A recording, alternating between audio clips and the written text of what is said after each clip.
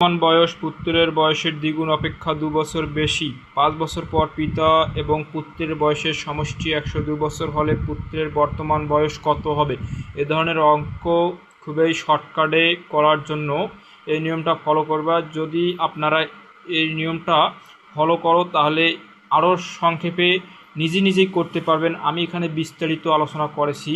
যেমন 5 বছর পর পিতা ও পুত্রের বয়সের সমষ্টি 102 বছর হলে বর্তমানে পিতা এবং পুত্রের যে সমষ্টিটা হবে সেটা আগে নির্ণয় করতে হবে।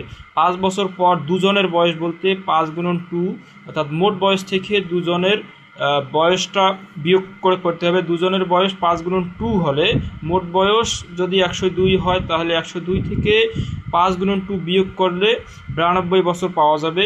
এখন এ ধরনের অঙ্ক সবসময় আপনারা ধরি করতে হবেন, মানে ধরি করে নেবেন।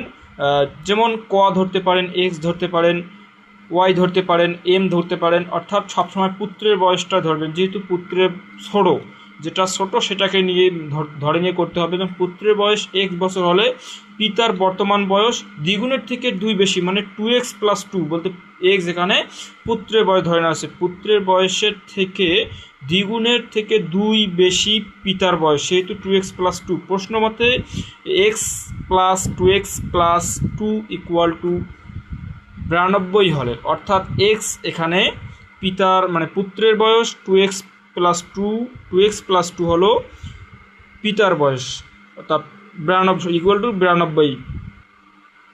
এভাবে x এর মানটা নির্ণয় করলে আপনারা পুত্রের বয়স পেয়ে যাবেন।